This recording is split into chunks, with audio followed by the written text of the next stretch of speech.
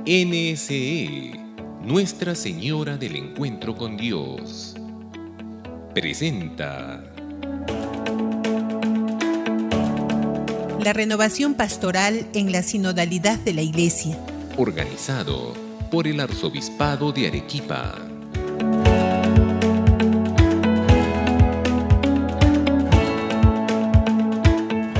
Voy a explicar lo que es la pastoral, en qué está fundamentada.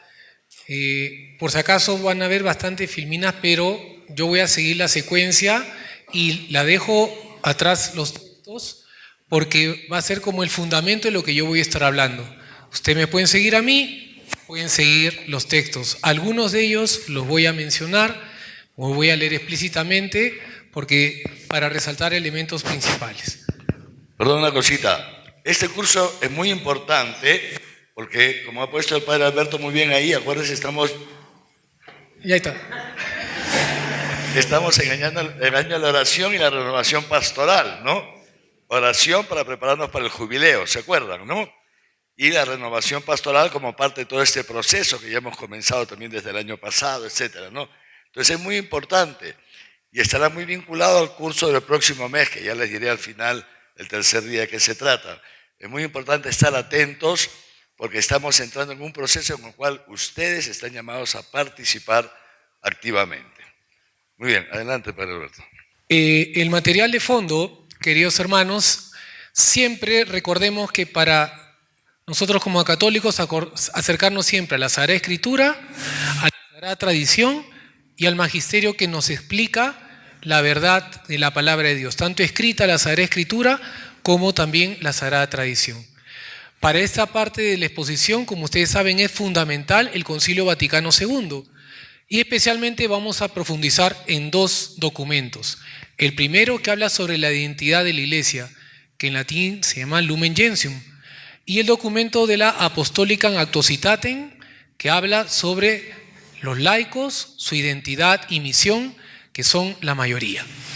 Por otro lado, también estamos mencionando los textos que en el Magisterio de América Latina se han proyectado en las conferencias de Medellín, Puebla, Santo Domingo, y especialmente vamos a hablar de Aparecida, juntamente con el documento de la exhortación apostólica del Papa Francisco, como bien saben, dice Evangelii Nunciandi. ¿Ok? Gaudium, perdón. Mejor no veo, así no me equivoco, creo. Ya, okay. Entonces, teología pastoral. Es importante comprender que cuando hablamos de la teología pastoral, no estamos hablando qué es lo que hay que hacer concretamente, sino los principios que están de fondo. Hermanos, principios que siempre tienen que estar de fondo. En una reflexión pastoral, cuando se proyecta en el apostolado de la parroquia, el movimiento, en la diócesis, en la iglesia, siempre tienen que estar presentes. Y por lo tanto es importante conocerlos. La teología pastoral sería como el quehacer de la iglesia. ¿Ok? ¿Y cuál sería la identidad de la iglesia? ¿No? ¿Qué curso? Se llama eclesiología. Eclesiología significa tratado de la iglesia. Teología pastoral, el quehacer de la iglesia. Entonces, he puesto, disculpen, he querido agrandar, no sé por qué no me consentía pegar bien, pero si ustedes ven, todo esto que vemos aquí es la explicación que el Catecismo de la Iglesia Católica habla sobre la iglesia. Por favor, les pregunto, ¿quiénes han leído conscientemente esta parte? Levanten la mano. Monseñor, siempre, ya. Al fondo hay uno y por aquí, ya. ¿Se han dado cuenta? Por favor,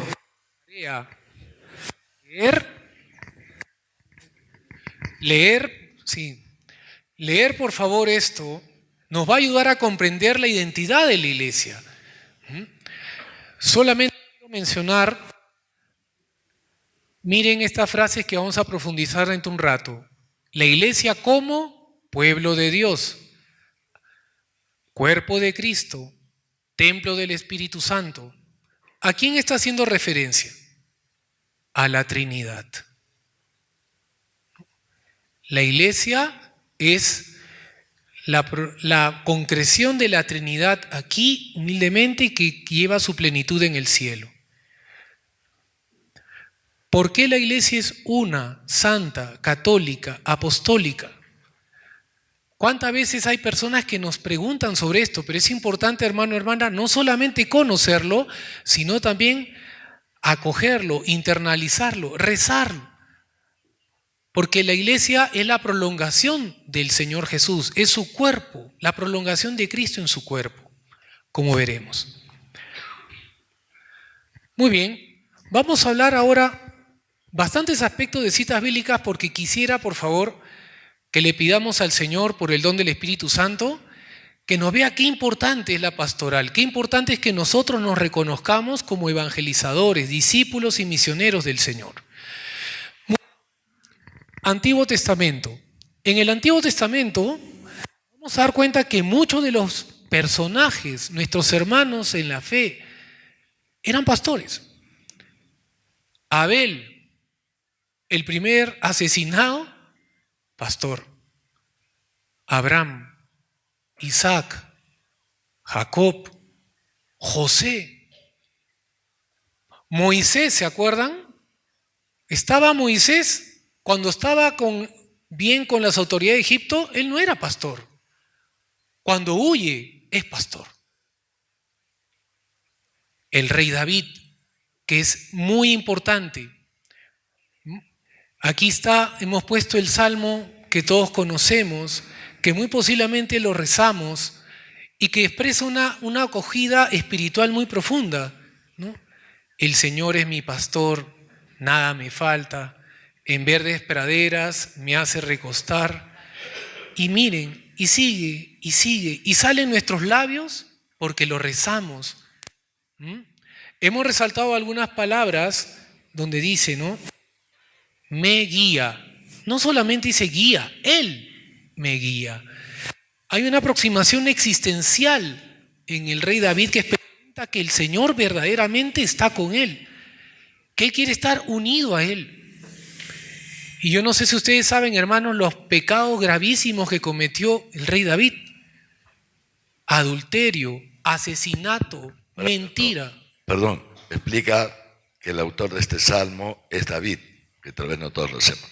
Perdón. El autor de muchos de los salmos es David. Así es, son varios. Gracias, monseñor. Entonces, recordemos algunos otros profetas. Por ejemplo, Amós era pastor.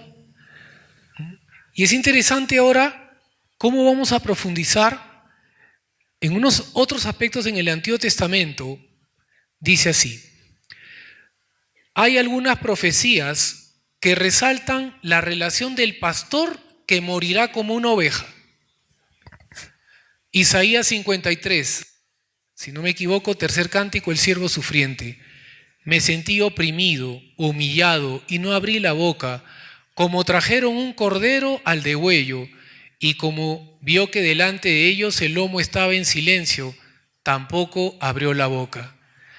Miramos al Señor Jesús, y es una profecía que normalmente la leemos el Viernes Santo. Zacarías 13:7, levántate, oh espada, contra el pastor y contra el hombre compañero mío, dice Yahvé de los ejércitos. Hiere al pastor y serán dispersadas las ovejas, y volveré mi mano contra los pequeñitos. Recordemos, hermanos, el capítulo 34 tan bonito de Ezequiel, que ahorita en un ratito en la siguiente filmina van a salir algunas citas.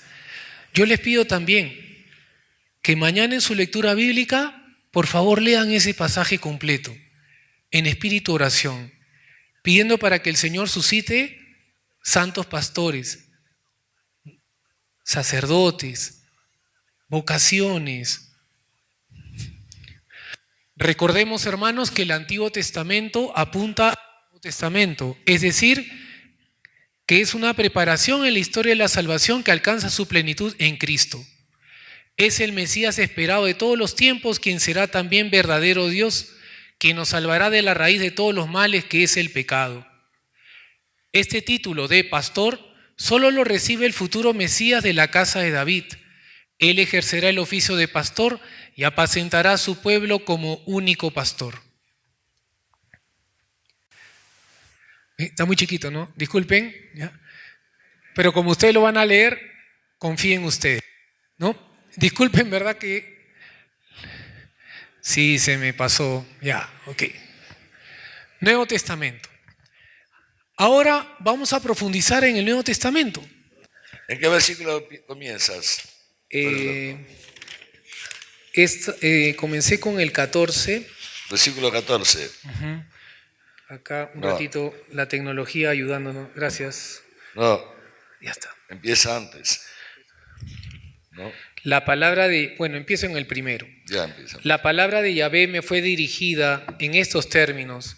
Hijo de hombre, profetiza contra los pastores de Israel. Profetiza, dirás a los pastores, así dice el Señor Yahvé. Ay de los pastores de Israel que se apacientan a sí mismos. ¿No deben los pastores apacentar el rebaño?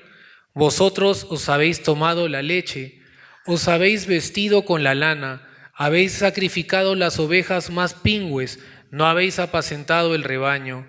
No habéis fortalecido a las ovejas débiles, no habéis cuidado a la enferma ni curado a la que estaba herida. No habéis tornado a la descarriada ni buscado a la perdida, sino que la habéis dominado con violencia y dureza. Y ellas se han dispersado por falta de pastor y se han convertido en presa de todas las fieras del campo, andan dispersas. Mi rebaño anda errante por todos los montes y altos collados. Mi rebaño anda disperso por toda la superficie de la tierra, sin que nadie se ocupe de él ni salga en su busca.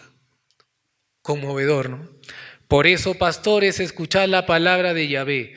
Por mi vida, oráculo del Señor, Yahvé, lo juro, porque mi rebaño ha sido expuesto al pillaje y se ha hecho pasto de todas las fieras del campo por falta de pastor, porque mis pastores no se ocupan de mi rebaño, porque ellos, los pastores, se apacientan a sí mismos y no apacientan mi rebaño.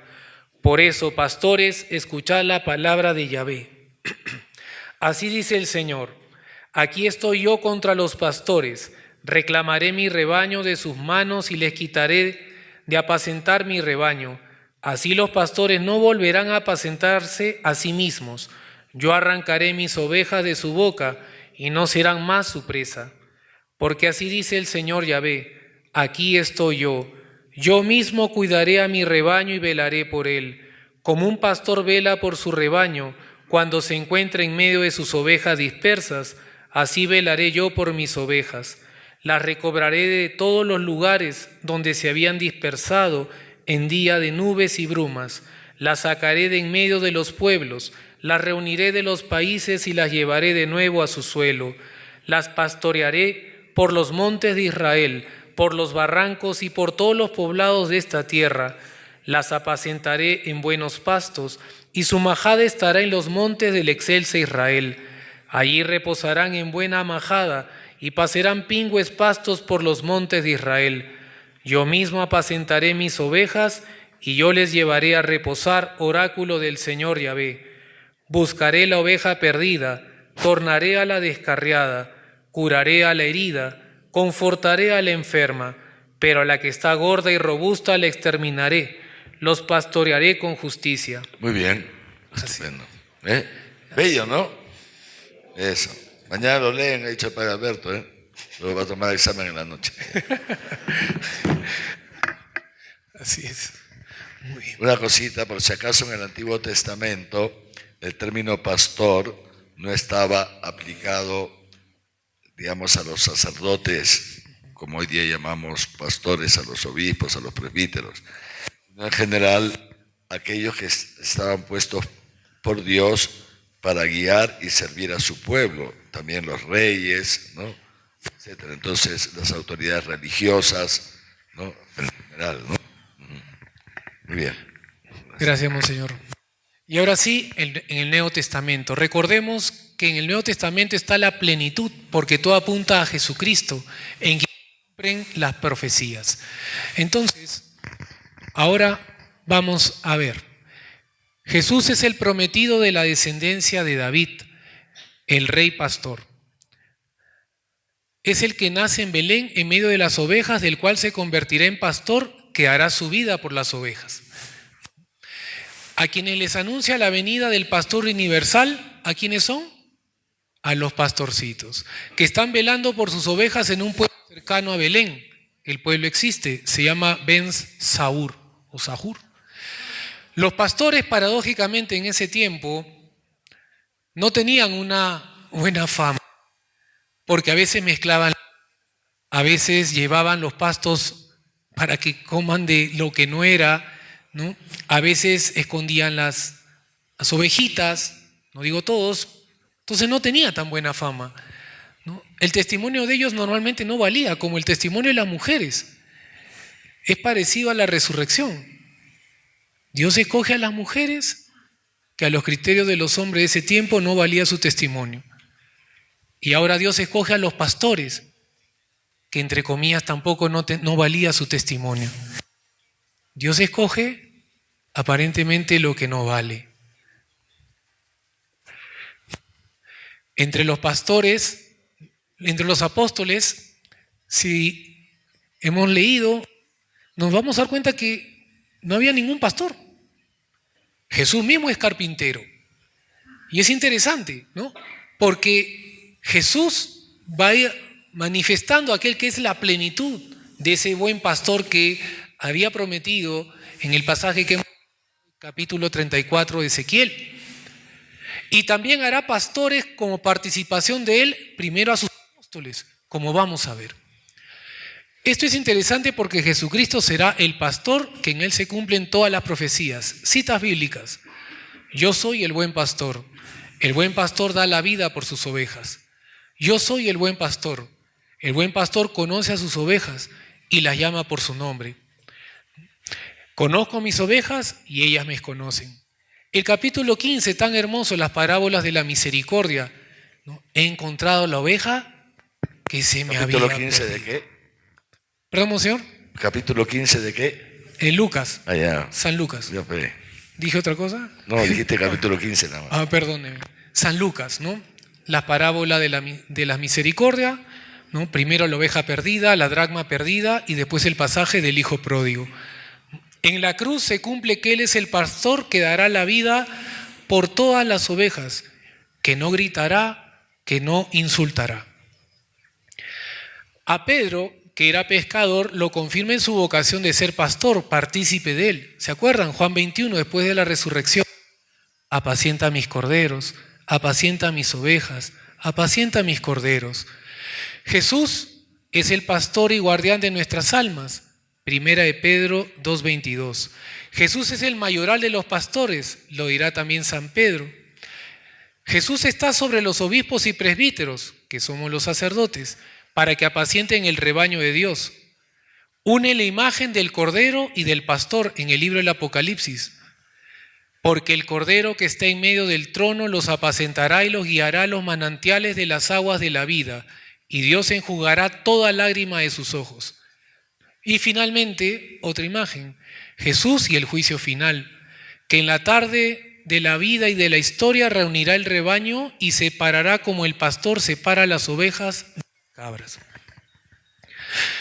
Quería compartir una experiencia que a veces que de repente nos puede ayudar. Yo de chico tenía experiencia de chacra por mi familia, mi abuelo, y cuando era la pisa del vino, se sacrificaban corderos, ¿no? Se mataban los chanchos. Y cuando se mata un chancho, grita, muerde, se hace los números que ustedes sepan, o sea, se hace todo. Pero cuando mataban un cordero, no se mueve, no grita. Y yo me acuerdo que de chico le decía, defiéndete, haz algo. No hacía nada. Bueno, pues Jesús es ese cordero, el que nace en medio de las ovejas, que se sacrifica por las ovejas como una oveja, pero es el pastor, nuestro Salvador. Entonces, Queridos hermanos, ¿cuánto nos ha amado Dios en su Hijo Jesucristo, que da la vida por nosotros? También nos pide la vida por los demás. En los Hechos de los Apóstoles y en las cartas pastorales, hasta el mismo nombre, ¿no? Pastoral, ya nos habla de la importancia también de esa referencia del pastor. En esto se explicita el sacramento del orden, que es justamente la continuación de la cabeza de Cristo en aquellos que Él ha escogido para que sean sus pastores legítimos, sus obispos y presbíteros, colaboradores y ayudantes también los diáconos. En resumen de esta primera parte, Jesús es el único y pleno pastor. Él es el que da la vida por sus ovejas, el que muere y resucita. Él es el que las reúne y las hace pasar por Él para ser su rebaño. Recuerden el capítulo 10 de San Juan, los versículos del 7 al 10. Yo soy la puerta, ¿no? El que pasa por otro lado es un salteador, ¿no? El rebaño de Jesús es la iglesia. Cuando Jesús habla de la parábola, recordemos, del hijo pródigo, y hacen el sacrificio del animal cebado, ¿dónde se realiza? Regresa a la casa. ¿Cuál es la casa? La iglesia. Jesús es el buen pastor. Dejará pastores que guíen su iglesia y tengan la autoridad y poder delegado por Él mismo. Que esto se da a través del sacramento de los apóstoles. Recordemos, hermanos, esta cadena interrumpida. San Pedro, primer papa. La sucesión de los papas desde San Pedro. Los apóstoles, sus sucesores, los obispos. Nosotros los presbíteros participamos del segundo grado del sacerdocio ministerial colaborando con el obispo. Así también los diáconos en el servicio como Jesucristo. Todo eso, queridos hermanos, lo ha hecho Dios. No lo ha creado la iglesia. Es Dios. Muy bien. Estas citas bíblicas, por favor, se las pido que nos las aprendamos de memoria. ¿Por qué? Porque estas citas bíblicas son las palabras finales de Jesús. Podríamos decir como su testamento final antes de ascender a los cielos, que fundamenta la misión apostólica de la iglesia. Y tú eres iglesia porque eres bautizado, por lo tanto, tú y yo. Nos dice, pues, y haced discípulos de todas las gentes, bautizándolas en el nombre del Padre y del Hijo y del Espíritu Santo. ¿De quién estamos hablando? La Trinidad. Y enseñándoles a guardar todo lo que les he mandado. Y miren esta afirmación incondicional de Jesús. Y he aquí que yo estoy con vosotros todos los días hasta el fin del mundo. Mateo 28, 18 al 20. Y la otra cita bíblica, Marcos capítulo 16 y versículo 20. Id por todo el mundo y proclamad la buena nueva a toda la creación. El que crea y sea bautizado se salvará. El que no crea se condenará. Ellos salieron a predicar por todas partes, colaborando el Señor con ellos y confirmando la palabra con las señales que la acompañaban. Miren, queridos hermanos, eso va para nosotros. No nos dice ir al del costado, no quedarte en tu familia, con tu papá, tu mamá, tus hijos, tu casa, ¿no? Ni siquiera tu cuadra. Le hablamos a nuestras familias, le predicamos al Señor, salimos al encuentro en la universidad, en el colegio, en el trabajo. No tengamos miedo. Dios confía en nosotros. Esta misión es para ti, no es para los otros. No, hermano, hermana, es para ti. Muy bien. Otras citas, miren, acá hay un punto importante. No se puede ser misionero del Señor si antes no se es discípulo. Y eso es algo que va a resaltar mucho Aparecida y el Papa Francisco. Quiero leer estos textos bíblicos de qué importante es primero estar con el Señor para anunciar al Señor. Recuerden, nadie da lo que no tiene. Subió al monte y llamó a los que él quiso, y vinieron donde él, instituyó 12 para que estuvieran con él y para enviarlos a predicar. ¿Se dan cuenta la dinámica? Estar con él para anunciarlo a él. Sucedió que por aquellos días se fue él al monte a orar y se pasó la noche en la oración. La noche. Cuando se hizo de día, llamó a sus discípulos y eligió a 12 entre ellos, a los que llamó también apóstoles. ¿Qué significa la palabra apóstoles? Enviados. Convocando a los 12, les dio autoridad y poder sobre todos los demonios y para curar enfermedades, y los envió a proclamar el reino de Dios y a curar. Otros momentos donde Jesús está con María, Marta y Lázaro. Cuando están escuchando, ¿se acuerdan la discusión? ¿No quieres que ella me ayude? ¿Qué cosa le dice Jesús? Marta, Marta, andas metida en tantas cosas. Una sola es la esencial, que a María no se le quitará: estar con Jesús. Y como bien sabemos, después en la muerte, resurrección que hace el Señor Jesús con Lázaro, San Lázaro, también hay un momento de diálogo. ¿Por qué? Porque ya conocen al Señor, ya lo han entendido un poquito más. Están hablando de la resurrección. Finalmente, primero se está con Jesús, discípulo, y para luego llevar a Jesús misionero. Entonces, hermano, hermana, la oración, el estudio, es fundamental. Nuestros grupos tienen de formación en la fe en la mente, en la oración, en la fe del corazón, ¿no? Y plasmarlo en la acción. Se quedó sin batería, Juancito, rescátame. ¿Ya? Muy bien. Primero se está con Jesús para luego llevar a Jesús. Siempre discípulo para ser misionero. Ahora sí les pido, por favor, que voy a ir leyendo. Es un texto muy bonito del Papa Francisco que habla sobre ser discípulos misioneros. Todo cristiano es misionero en la medida en que se ha encontrado con el amor de Dios en Cristo Jesús. Ya no decimos que somos discípulos y misioneros, sino que somos siempre discípulos misioneros. Si nos convencemos, miremos a los primeros discípulos, quienes inmediatamente después de conocer la mirada de Jesús, salían proclamando gozosos: hemos encontrado al Mesías.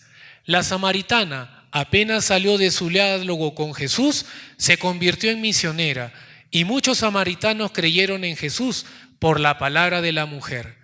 También San Pablo, a partir de su encuentro con Jesucristo, enseguida se puso a predicar que Jesús era el Hijo de Dios. ¿A qué esperamos nosotros? El Señor espera tu respuesta.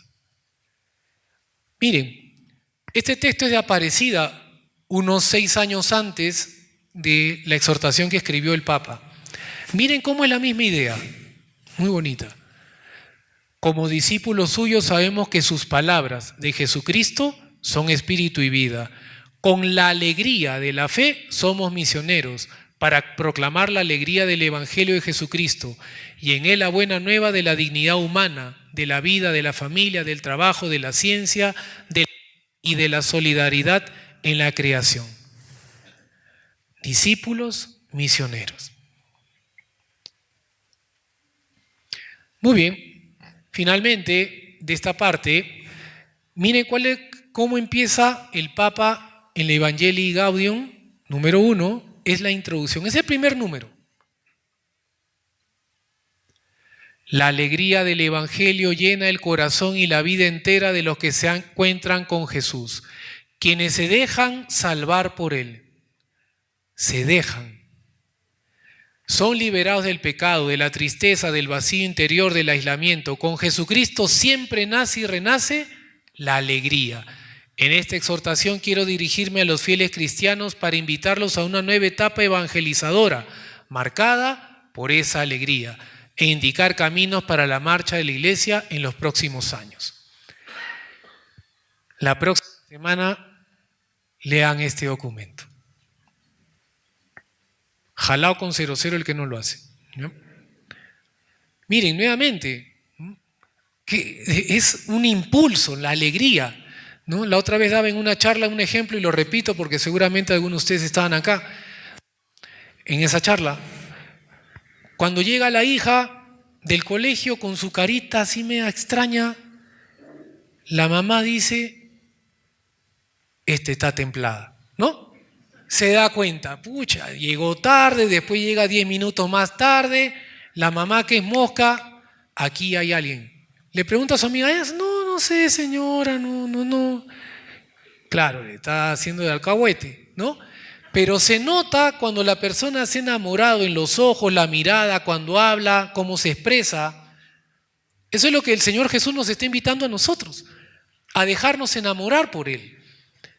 Y que seamos justamente testigos de ese amor, del encuentro con Él. Y lo que vamos a hablar, así sea poquito, hermano, hermana, así sea entre comillas muy sencillo, el Espíritu Santo a través tuyo va a hablar. Porque lo que se ve en los ojos, en la palabra, en tu encuentro con Jesús, lo vas a irradiar.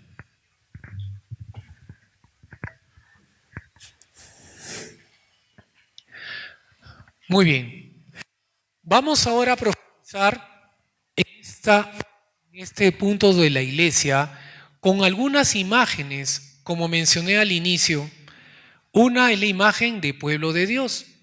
La otra imagen es cuerpo de Cristo. Como la iglesia es un misterio, se utilizan muchas imágenes para expresar la realidad que es este misterio que es la iglesia, nuestra iglesia.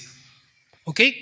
Entonces, la imagen de pueblo de Dios, lo que va a resaltar es lo siguiente. Primero, que hay un Dios que dice que es su pueblo y que nos unifica a nosotros. Perdón, Alberto, perdón un segundito. Por si acaso, en la teología, el término misterio significa algo que excede nuestra razón, que no lo podemos conocer solamente con la razón, con definiciones. Por eso se tiene que recurrir a figuras, a ejemplos, por analogía, ¿no? ¿Verdad, Alberto? Sí. Muchas gracias. Sí, monseñor. Así es. Entonces, en la imagen de pueblo de Dios que expresa este misterio, recordemos que hace referencia al Antiguo Testamento, ¿no? Es su pueblo, el que defiende a su pueblo, el que saca a su pueblo de la esclavitud, el que saca a su pueblo y le da de comer en el desierto, le da de tomar líquido, agua en el desierto, que le abre el mar rojo para que pasen. Entonces, primero, Dios está presente. Y segundo, en la pueblo estamos resaltando que todos somos iguales.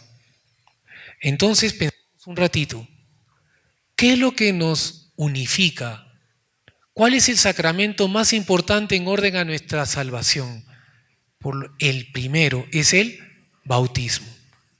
Muy bien, entonces es el bautismo por el cual conformamos parte de la iglesia. Y este triple munus significa capacidad, facultad, que Cristo también tuvo. O sea, el bautismo nos hace partícipes también del triple munus de Cristo, cada uno de acuerdo a su vocación, como veremos en un ratito. El primer munus del Señor Jesús, y que también se nos da a nosotros, es el profético, sacerdotal y real. El Catecismo de la Iglesia Católica también utiliza otras frases sinónimas. Dice apóstoles del Evangelio, sacerdotes de la Nueva Alianza y el servicio. Pero lo clásico es profeta, sacerdote, rey.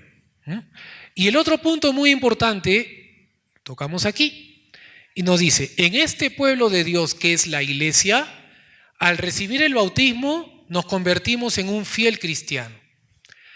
Muy bien, pero tenemos tres grandes vocaciones dentro de la iglesia en este fiel cristiano.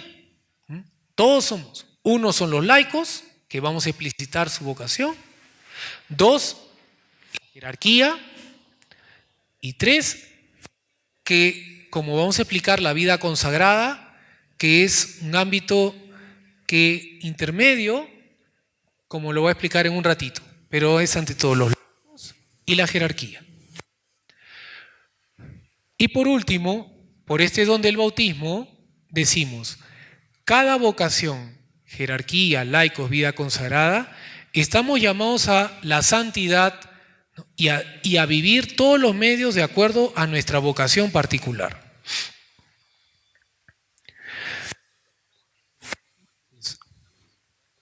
La imagen de cuerpo del pueblo de Dios nos resalta Dios que camina con nosotros, el punto del bautismo que nos unifica, 3, que se nos participa este triple munus, sacerdotal, profético, real, ¿no? Y las distinciones de vocaciones en la iglesia.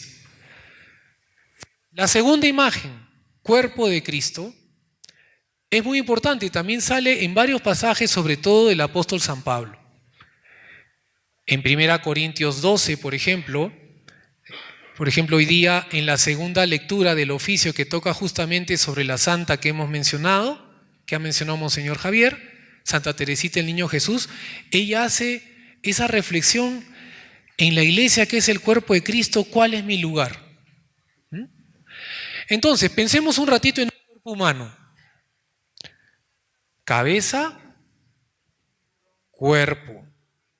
Dentro del cuerpo tenemos los miembros. Muy bien. No puede funcionar el cuerpo si no está unido a la cabeza. No vive ese ser humano si la cabeza está separado del cuerpo. Entonces pensemos un ratito. Un cuerpo humano. El Cristo total es cabeza y cuerpo. Muy bien. En referencia a la iglesia entonces, el cuerpo es la iglesia de la que esa cabeza es Cristo, ¿no? Que es el que lleva todo.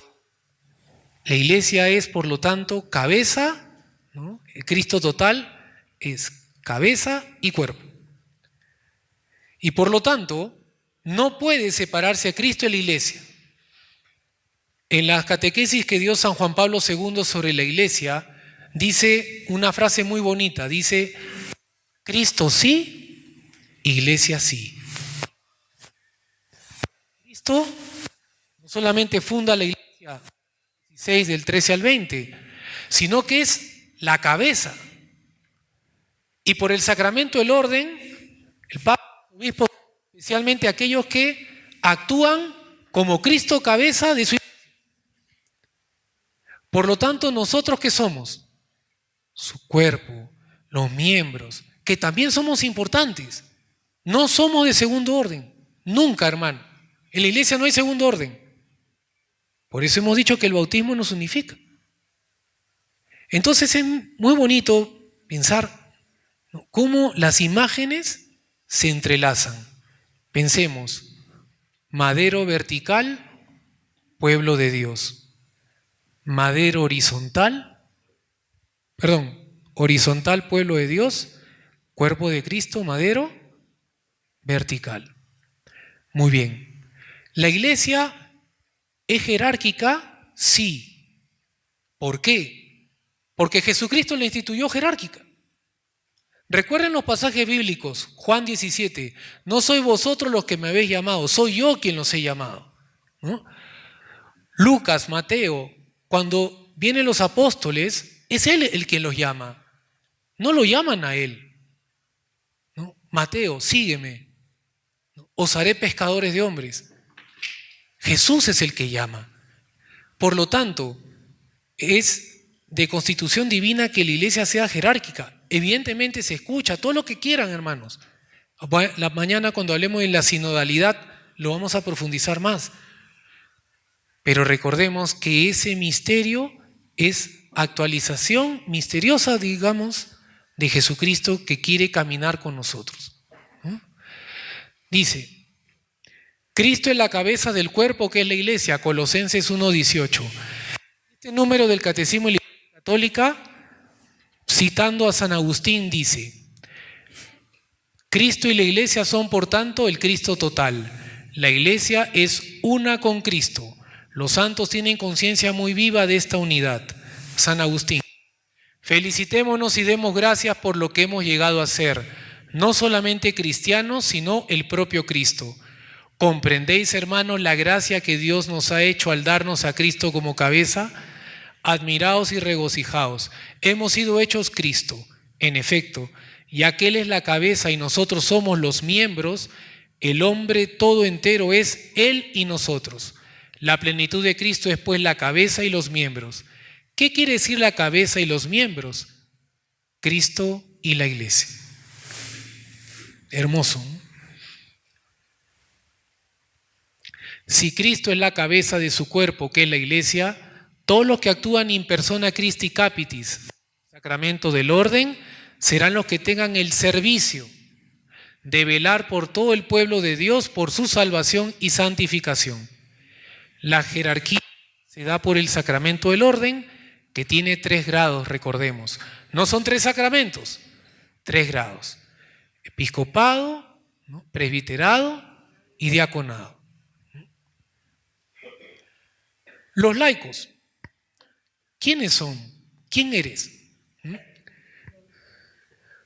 No solamente los bautizados, porque esos son todos los fieles cristianos, ¿no?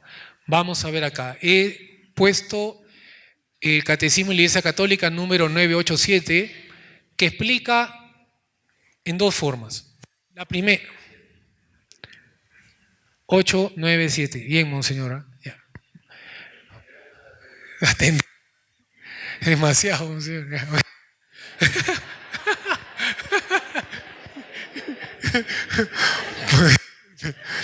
Por laicos, se está acabando.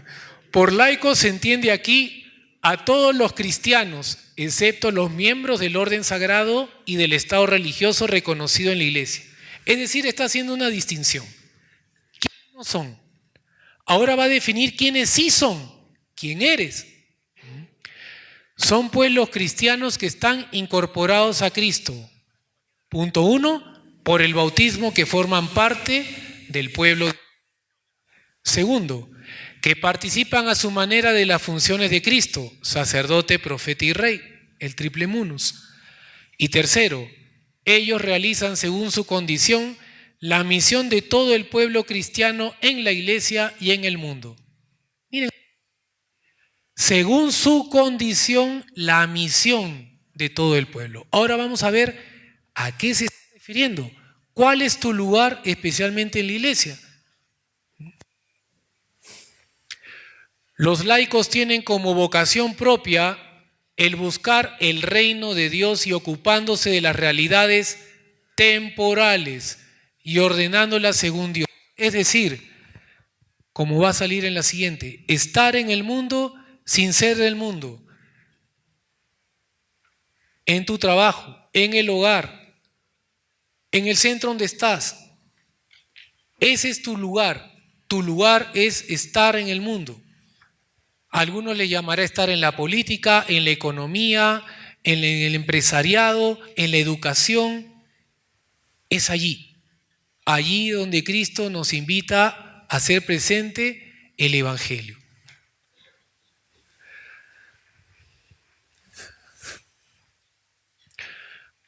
Los fieles laicos están en la línea más avanzada de la iglesia, de la vida de la iglesia. Por ellos la iglesia es el principio vital de la sociedad. Por tanto, ellos especialmente deben tener conciencia, escuchen hermanos, tener conciencia cada vez más clara, no solo de pertenecer a la iglesia, sino de ser la iglesia, es decir, la comunidad de los fieles sobre la tierra bajo la guía del jefe común, etc. Somos iglesia. Ahora, en nuestro servicio apostólico, miren, número 900, como todos los fieles, los laicos están encargados por Dios del apostolado en virtud del bautismo y la confirmación. Ese es el fundamento de nuestro apostolado. No es el sacerdote, religioso, no. Todos hermanos por el bautismo y especialmente por el don de ese compromiso ante el Señor Jesús, por el sacramento de la confirmación, de ser sus apóstoles, sus testigos. Y como dice también el Catecismo de la Iglesia Católica, incluso, ¿no?, con el martirio, el testimonio de nuestra fe, Muy bonito es esa parte.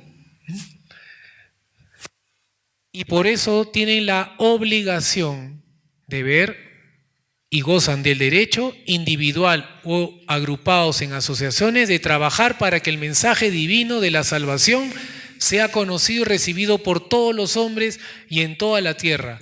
Esta obligación es tanto más apremiante cuando solo por medio de ellos los demás hombres pueden oír el Evangelio y conocer a Cristo.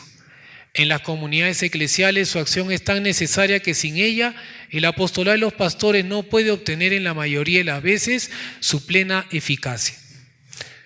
Queridos hermanos, somos iglesia, lo hemos escuchado, somos discípulos y misioneros, somos, por lo tanto, a vivir de acuerdo a lo que somos. Voy a ayudarle al Padre. Pero es nuestro deber de amor, nuestro compromiso de amor, que también Él confía en nosotros. Dios el Señor. Ahora, la vida consagrada, ser y misión. Es el estado de vida que consiste en la profesión de los consejos evangélicos. Aunque no pertenezcan a la estructura de la Iglesia, pertenece sin embargo sin discusión a su vida y a su... Quiero, para no alargar, ver esta... A ver, los consagrados, especialmente los religiosos, están llamados su propia persona como consagrados, con los votos de obediencia, pobreza, celibato, ¿no? Castidad, configurarse con el Señor Jesús. Es muy bonito, el Código de Derecho Canónico más o menos lo dice así, lo parafraseo, dice: la pobreza porque su riqueza es Cristo, en la obediencia porque busca configurarse con Jesús hasta el sacrificio, y la castidad para tener un solo amor con Jesús. Fuerte, ¿no? Después dice, normalmente viven en vida comunitaria y de acuerdo al carisma expresado en sus constituciones, estatutos. Y en la parte final dice, ¿cuál es su misión? Queridos consagradas que están aquí, religiosas, religiosos, dice, bajo la moción del Espíritu Santo, seguir más cerca de Cristo, entregarse a Dios amado por encima de todo y persiguiendo la perfección de la caridad, es decir, la santidad, en el servicio del reino. Significar y anunciar en la iglesia la gloria del mundo futuro. Es decir, un religioso, hombre o mujer, está llamado a ser signo escatológico del reino. Es decir, uno tiene que ver a la persona como un mayor reflejo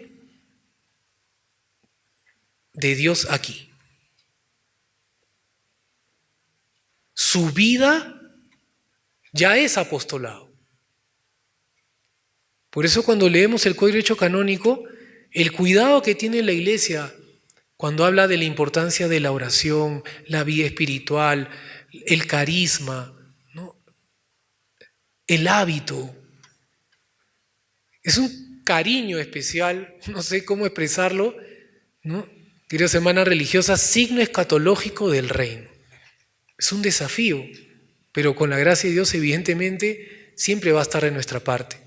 Quería resaltarlo. En el catecismo expresa un árbol, un gran árbol con múltiples ramas, y dice expresiones de esa vida consagrada: la vida eremítica, las vírgenes y las viudas consagradas, como estamos aquí en esta preparación, en la preparación con Monseñor Javier en la arquidiócesis, la vida religiosa, los institutos seculares, las sociedades de vida apostólica, ¿no? Y leo aquí: los que profesan los consejos evangélicos tienen como primera misión vivir su consagración, pero ya que por su misma consagración se dedican al servicio de la Iglesia, están obligados a contribuir de modo especial a la tarea misionera según el modo propio de su instituto, es decir, según su carisma. Y ya estamos por acabar. Las tareas o funciones salvíficas en la misión. Nosotros.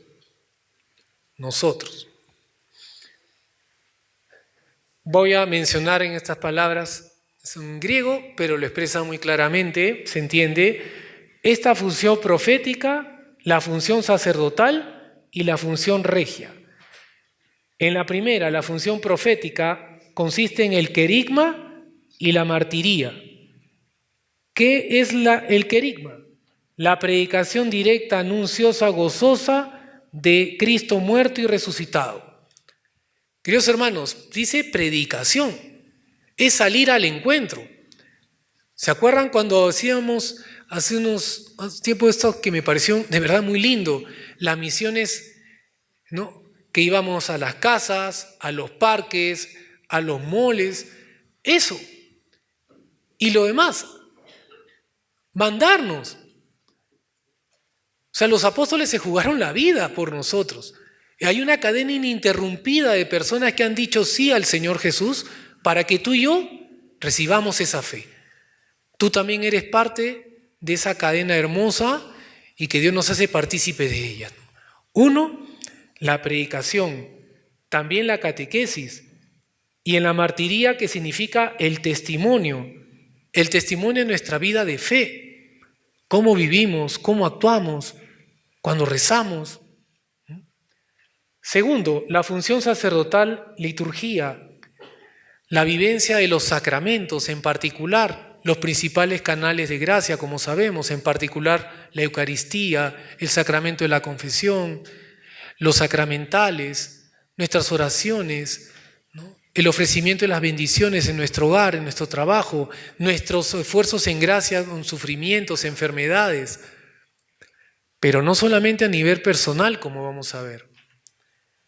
Y la diaconía, que significa el servicio, la realeza, y en particular, como tantas veces aquí Monseñor nos lo resalta y el Papa Francisco, especialmente el trabajo con los más pobres, que es presencia real del Señor Jesús. Recordemos la cita bíblica de Mateo 25, 31-46, que habla de ese juicio final, ¿no? ¿Cuándo te vimos hambriento, sediento, desnudo, en la cárcel? ¿Cuándo? Con uno de esos. Muy bien, queridos hermanos, he hecho un pequeño cuadrito como que sintetiza lo que hemos estado hablando. En este lado, los tres aspectos centrales, cuadro resumen en cada fiel cristiano y en cada comunidad de manera, disculpen, no sé, el anuncio de la palabra, los laicos, la vida consagrada, la jerarquía, en la iglesia universal, la iglesia particular, así como también en toda parroquia, movimiento, etc. Analicemos cómo nuestras comunidades estamos viviendo ese anuncio de la palabra o en qué nos estamos quedando, en nuestro solo grupo, en nuestra sola reflexión. No. Acuérdense que el agua estancada siempre se pudre. Siempre. Segundo, la liturgia, los sacramentos. Yo, ¿cómo estoy recibiendo ese don? ¿No? En la jerarquía, dándolo y recibiéndolo. Discípulos y misioneros. En la vida consagrada, en la iglesia universal, en mi parroquia, movimiento, en mi decanato. ¿Es central? Pero recuerden, hermanos, que hay un orden. Primero es la palabra, la predicación. La fe llega por la predicación, dice San Pablo. Nosotros, no solamente el presbítero, no, nosotros, todos nosotros. Y tercer aspecto, el servicio, regir. Hemos tenido, no sé, por lo menos 2 años, ¿no? Dedicados a ver la caridad. ¿Y cuánto nos cuesta la organización de la caridad cuando tenemos tantos hermanos pobres, abandonados, personas que han dejado sus familias, sus casas, sus países? ¿No será? No, yo mismo me lo pregunto, ¿no? Yo mismo me cuestiono, ¿no? Nos estamos cerrando a ver al que lo necesita porque es el Señor Jesús. Me está tocando la puerta el Señor Jesús. Y yo no estoy mirando. Mi parroquia, yo como parte de un movimiento también, mi movimiento. ¿Por qué nos cuesta tanto? Esto es importante. No es acusarnos, no es solamente golpearnos el pecho. El verdadero arrepentimiento lleva al arrepentimiento que lleva a la acción. Finalmente, termino yo. En este documento de Evangelii Gaudium, el Papa Francisco, he copiado unas partes de esta oración, que es una invitación al anuncio gozoso, a la alegría de Cristo y de anunciarlo a los demás. Lo rezo, en silencio me pueden acompañar. Consíguenos ahora un nuevo ardor de resucitados, para llevar a todos el Evangelio de la vida, que vence a la muerte. Danos la santa audacia de buscar nuevos caminos para que llegue a todos el don de la belleza que no se apaga.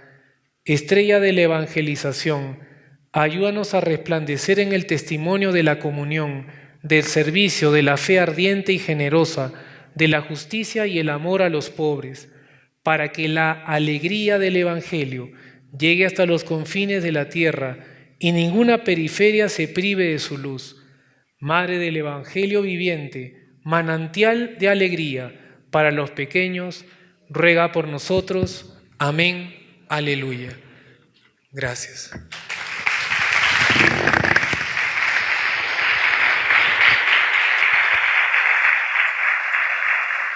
Muy bien, agradecemos al Padre Alberto por esta presentación que nos va introduciendo en nuestro curso. Tenemos unos minutos todavía por si alguno desea hacer alguna pregunta, tener alguna intervención. Padre Alberto. Gracias, Monseñor. Gracias a ustedes por su paciencia. Por favor, se escucha. Micrófonos. Los seminaristas atentos con los micrófonos. ¿Alguno quiere hacer alguna pregunta, algo que no le ha quedado claro, o alguna intervención, alguna precisión, compartir alguna experiencia?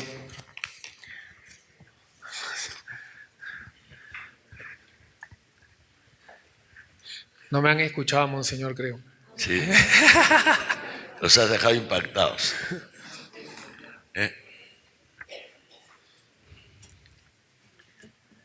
Nada. ¿Todo claro? Muy bien. A ver, ¿qué cosa ha quedado claro? A ver, ¿quién me cuenta? ¿Quién tiene el micrófono? ¿Quién tiene el micrófono? ¿Ah? ¿Quién tiene el micrófono? A ver, ¿quién me cuenta que le ha quedado claro? Levanten la mano. ¿Ah? Buenas. Una pregunta, bueno. ¿Dónde? Que no Aquí, veo. acá. Allá, muy bien. La visión Este hermano de la siempre misión. interviene. Siempre interviene el hermano, nos hace amena los cursos. Sí. Adelante. La misión sobre la exposición que nos ha dado es individualista en el sentido de que hace referencia a la persona humana. Nos gustaría saber cuál es la visión sobre la misión, la pastoral, en cuanto al matrimonio en sí.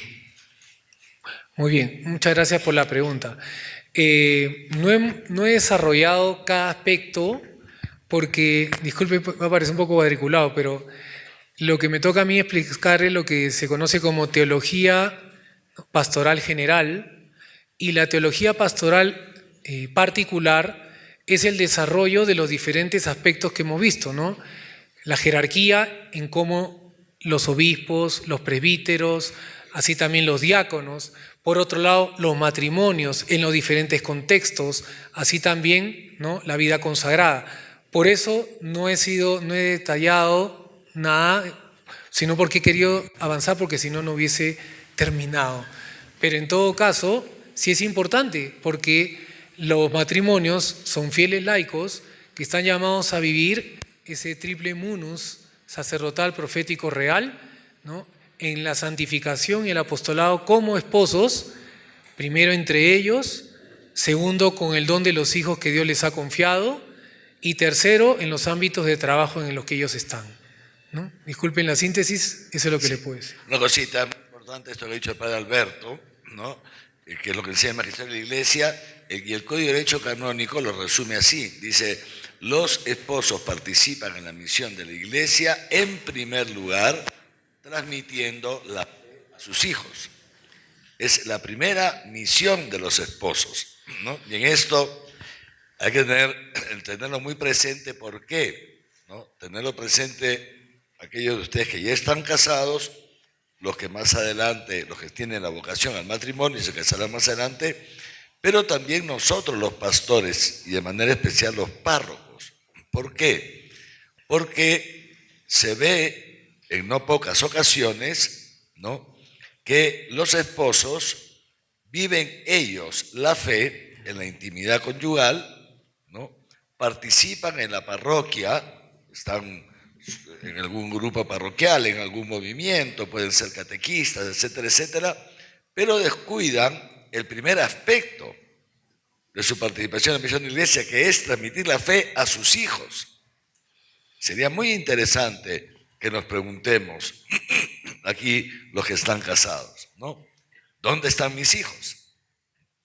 Yo puedo estar metido en la iglesia, ser responsable de mi grupo, etcétera, etcétera, y mis hijos, y lo mismo los párrocos, ¿no?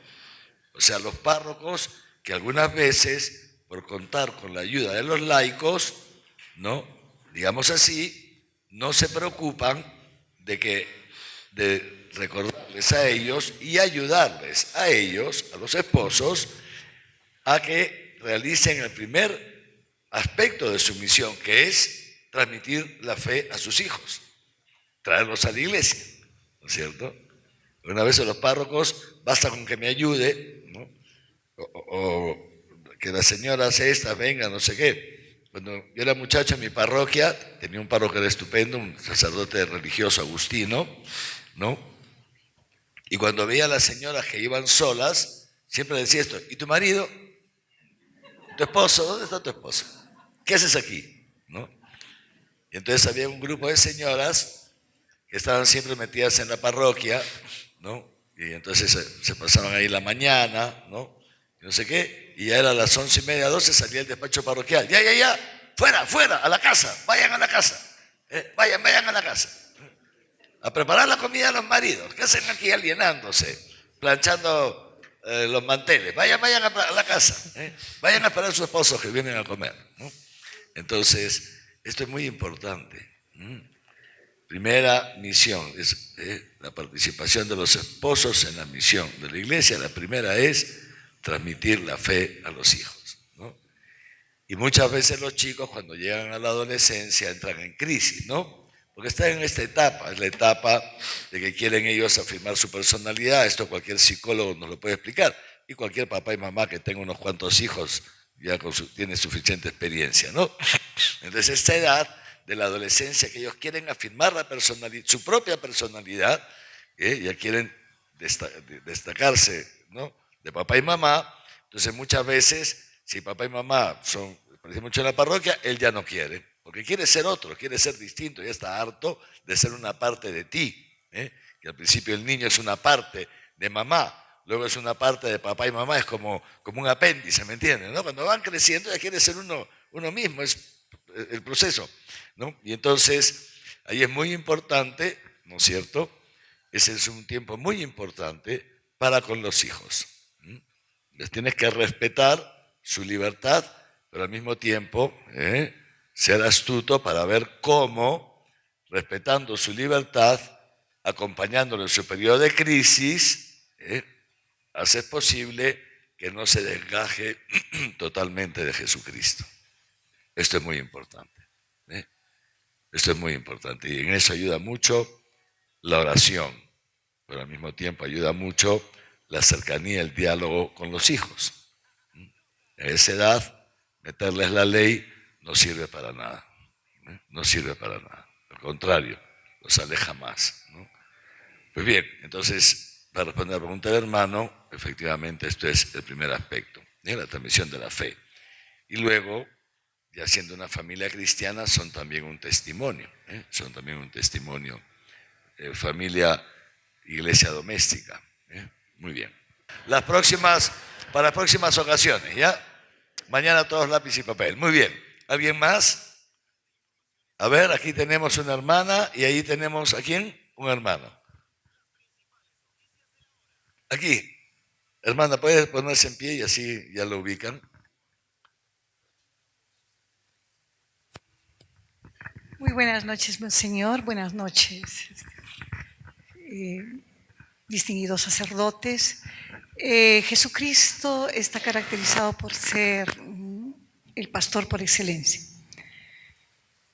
¿Usted qué opina, Monseñor, acerca de que... Bueno, ¿qué opinan, no? Yo les pregunto a los tres. Así como Jesús fue en busca de la oveja perdida, hoy el sacerdote también, con ayuda de los grupos de oración, de sus feligreses, podría también salir a evangelizar casa por casa, porque el problema ahora que tenemos es que se está incrementando, ¿no?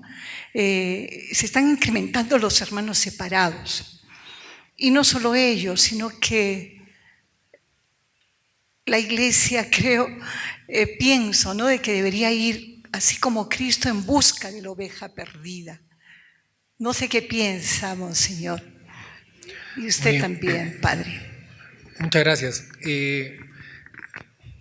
Como hemos mencionado, la iglesia somos todos, ser iglesia, ¿no? Y yo creo que ahí la respuesta está no solamente que el sacerdote vaya, el presbítero, sino todos nosotros tenemos que hacer la parte que nos toca, ¿no?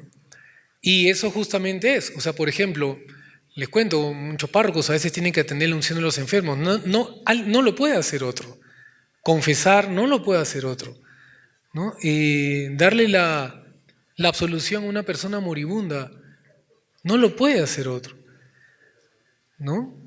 Porque son los sacramentos. Entonces, no lo digo, como no tiene tiempo, entonces ahí ayudan los otros. No, no es eso, sino que cada uno tiene también esa misión de anunciar.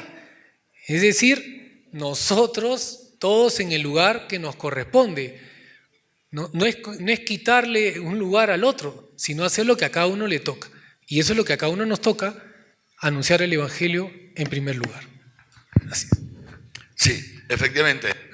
Y esto, hermano, efectivamente, y de hecho esto depende mucho de ustedes mismos y sus párrocos, ¿no? Es decir, el padre Alberto ha puesto una cita ahí que es muy importante, que dice así: por el bautismo y la confirmación, todos los fieles tenemos el derecho y el deber de anunciar el Evangelio. O sea, tú no necesitas el permiso de tu párroco para ir por las casas a anunciar el Evangelio. No lo necesitas. No necesitas el permiso del obispo para en un microbús anunciar el Evangelio. No necesitas el permiso de la monjita para en una reunión familiar hablar de Jesucristo. No lo necesitas en tu trabajo. Y ahí está. O sea, ahí está. El mundo, ¿no es cierto?, está allá afuera. Y de hecho nos está esperando, ¿no?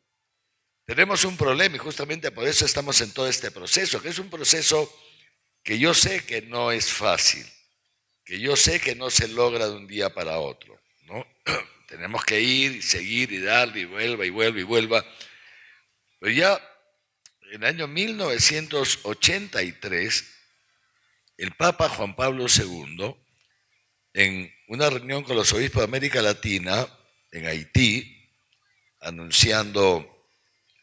abriendo el novenario de años, de 1983 a 1992, que fue cuando celebramos el 5º centenario de la llegada de la fe a América, el Papa Juan Pablo II convocó a la Iglesia de América Latina a una nueva evangelización. Luego, el año siguiente, hizo esa misma convocatoria en una reunión con el Consejo Episcopal de toda Europa, y de ahí ya lo hizo toda la Iglesia Universal. Y esta nueva evangelización, decía Juan Pablo II, algo ha dicho también el padre Alberto ahora ha citado, pasa necesariamente por la participación de ustedes. Ha citado, yo no me acuerdo qué documento, pero que decía esto, ¿no? O sea, sin la participación de los laicos, la labor de nosotros los pastores, ¿no? Obispos, presbíteros, etc., obispos, presbíteros, somos los pastores, claro, no puede tener mayor fecundidad. ¿Cuál es el problema? ¿El problema cuál es? El problema es que hemos venido de un tiempo que se llama la cristiandad, ¿no? En que la fe se respiraba en el ambiente. Han sido siglos en que todo Occidente, nosotros somos Occidente, ha sido católico. Perú, 95, 99%. Hace unos años las encuestas daban esto. Yo recuerdo haber leído encuestas en que estábamos 95% de católicos en el Perú. El último censo ya estamos por debajo del 80%, estamos 70 y tantos por ciento, ¿no? Que se declaran católicos. Leía el otro día de un país que ha sido católico, un país europeo, que ha llegado a ser prácticamente 100% católicos, que hoy día están en el 40 y tantos por ciento, ¿no? ¿Me entienden? Entonces, antes, ¿no? La fe se respiraba en el ambiente. Se transmitía en todo, en los colegios, incluso en los colegios del Estado, en la vida diaria, en la familia, en el hogar, en el barrio, en todas partes se transmitía la fe. ¿Sí? Claro, esa cristiandad ya pasó. Entonces, ¿qué es lo que se requiere ahora? ¿No? Decía Juan Pablo II, Benedicto XVI, no podemos dar por sentado que la gente tiene fe, porque de suyo la gran mayoría ya no tiene fe. No es que no crea en Dios, mucha gente cree en Dios, pero creer en la existencia de Dios, hombre, el demonio también cree en la existencia de Dios, no solamente cree, está seguro que Dios existe porque lo conoce, ha sido un ángel suyo. Entonces no se trata de eso, la fe es otra cosa, ¿no es cierto? Es otra cosa. Entonces, claro, el problema cuál es, que durante varios siglos, ¿no? Como ya la fe se adquiría en el hogar, etcétera, etcétera, etcétera, las parroquias, no se dedicaban a transmitir la fe, sino a alimentarla a través de los sacramentos.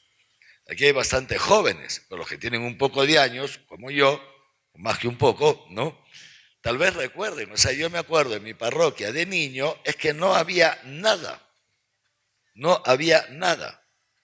porque nos preparaban para la primera comunión en los colegios, hasta en los colegios del Estado, ¿me entiende?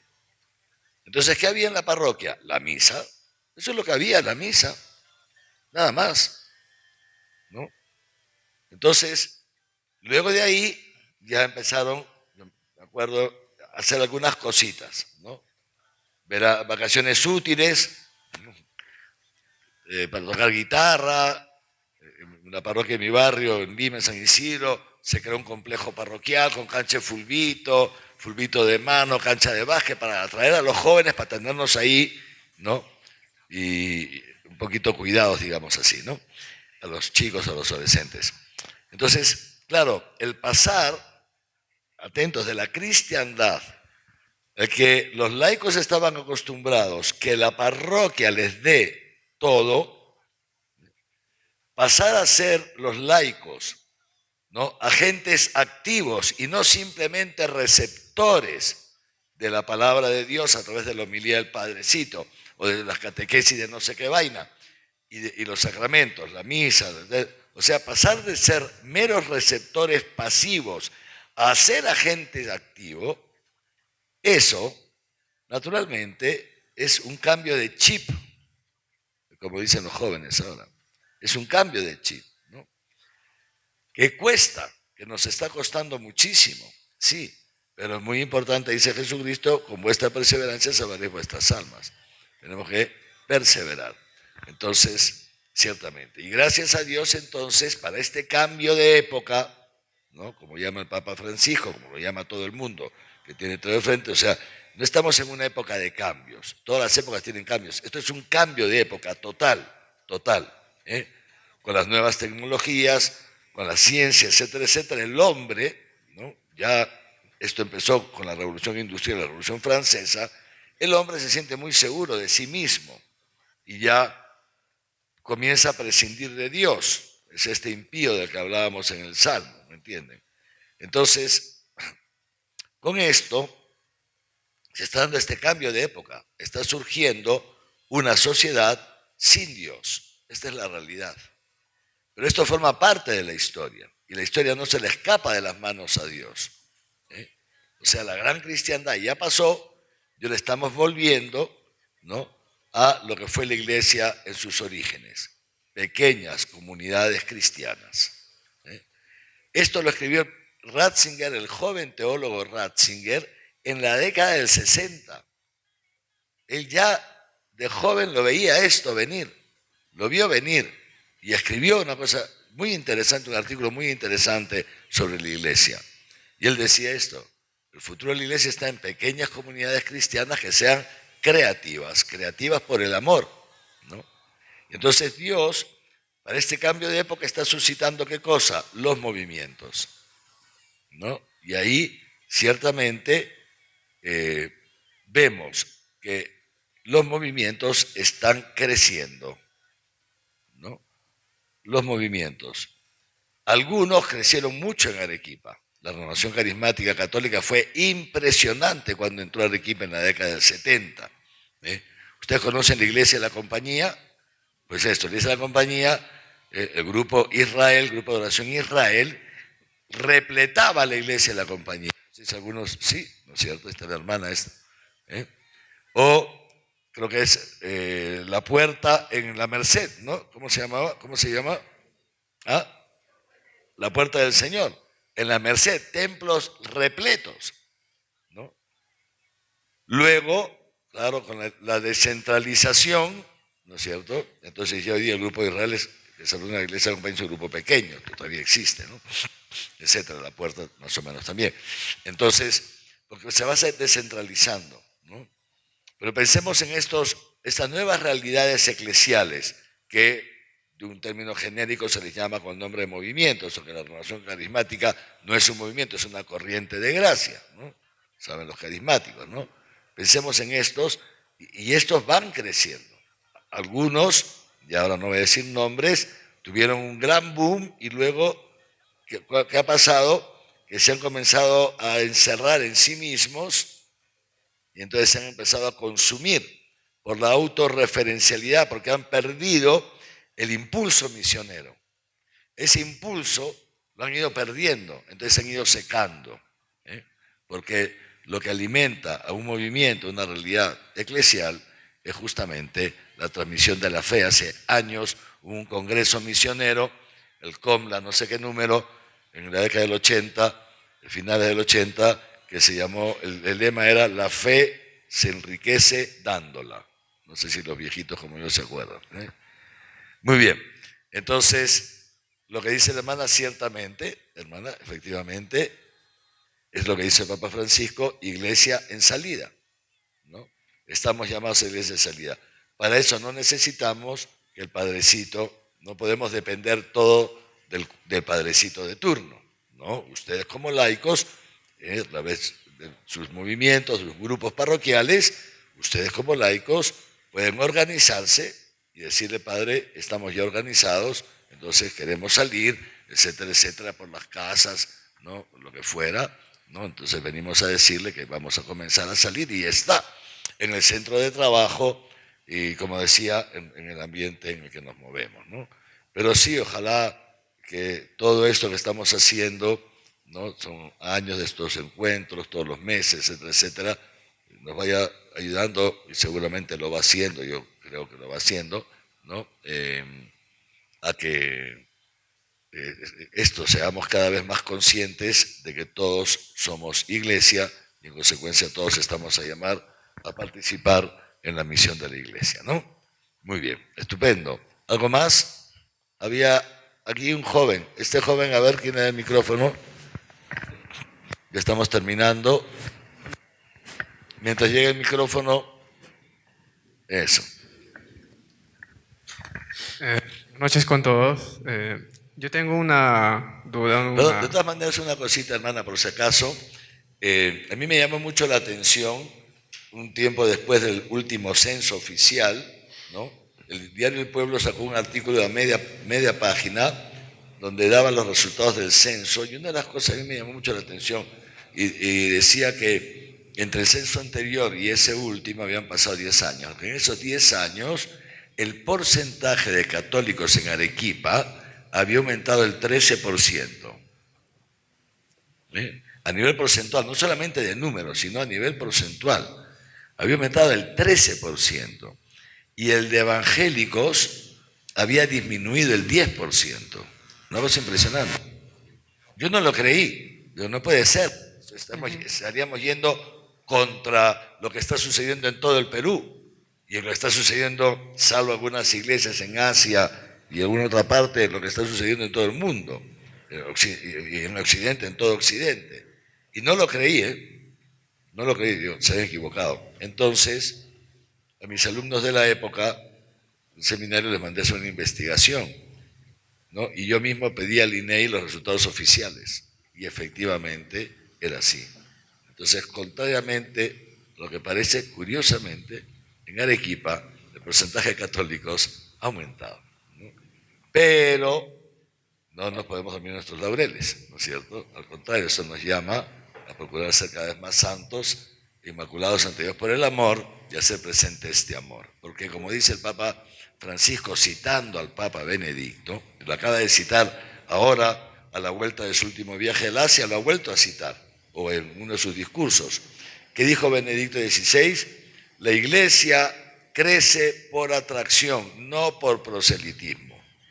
No se trata de ir con crucificazos a la cabeza a la gente, que te vas al infierno, que eres un desgraciado. No, conviértete que Dios te ama, no.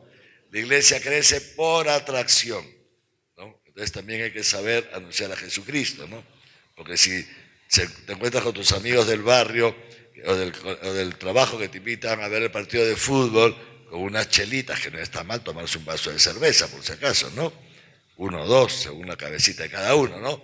No se te va a ocurrir a mitad, en pleno partido de fútbol, mire, la pelota la tiene el número 3, como la Santísima Trinidad, que no, se la pasa al 1, porque Dios es uno. No, pues no, caes pesada como un tanque a pedal, ¿me entiendes? ¿No? Entonces, en lugar de atraer, se entiende, creo, ¿no? Muy bien, escuchamos a este joven seminarista, es un seminarista, creo, ¿no? Es que estoy sin lentes. ¿Eres seminarista? No. ¿No tienes pinta? Bernardo, fíchalo. No, ya estoy casado. Fíchalo. Te van a jalar a tu casa. ¿Estás casado? Sí.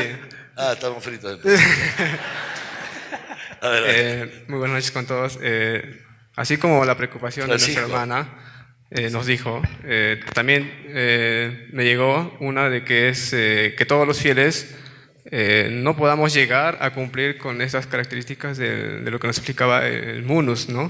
De ser sacerdotes, profetas y reyes. Debe ser por limitaciones, yo creo que por las físicas. Si conoce ustedes tal vez un caso sobre eso, personas que por su capacidad física no lleguen a desarrollar esto. Entonces, esa es no sé si nos pueda contar algo sobre esto, ¿no? No se cumplen todos, ¿no? Y también leí en el cuadro que decía Iglesia Universal y Iglesia Particular. Yo no sé si lo pueda explicar qué era la Iglesia Particular, porque no tengo mucho conocimiento sobre eso. No hay problema. Muchas gracias, más bien. Disculpa si no le expresé, no le expliqué. La Iglesia Particular es, en el fondo, toda circunscripción eclesiástica, ¿no? Que puede ser una arquidiócesis, una diócesis, una prelatura apostólica, un vicariato apostólico, ¿no? Es las instancias menores a la Iglesia Universal, donde se concretiza la Iglesia Universal en cada, digamos, diócesis, por decir una manera, ¿no? Con respecto a la primera pregunta... La Iglesia Universal es la comunión de todas las iglesias particulares, ¿sí? O sea, ¿me entiendes, no? La Iglesia Universal, cuando hablamos de Iglesia Universal hablamos de toda la Iglesia Católica. Toda la Iglesia Católica se realiza en lugares concretos, por ejemplo, en Arequipa, ¿no es cierto? La iglesia en Arequipa es una iglesia particular, ¿sí? Pero que forma parte de la Iglesia Universal, ¿sí? ¿Se entiende mejor? ¿Se entiende? Ya. Gracias, José.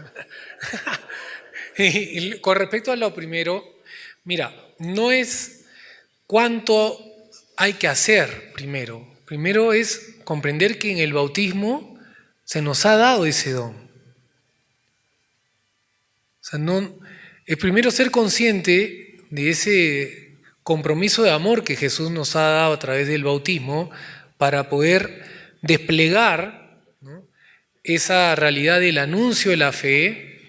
Dos, celebrar la fe, ¿no?, y expresar concretamente la fe.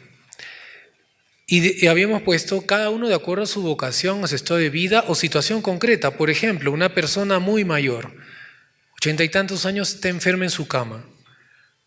Puede desplegar ese triple munus.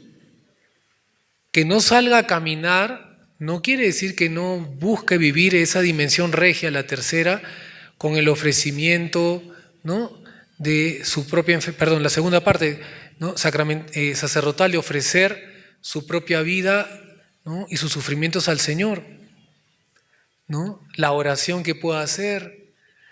Las personas que van a visitarle y les da una palabra, escucha y también les da una palabra de respuesta espiritual. Está desplegando de acuerdo a sus condiciones, ¿no? En el ministerio regio, de repente, como te digo, no puede, entre comillas, hacer algo, pero su propio testimonio puede hablar mucho. Entonces, es importante descubrir el modo de acuerdo a las características que uno pueda estar viviendo en su vocación.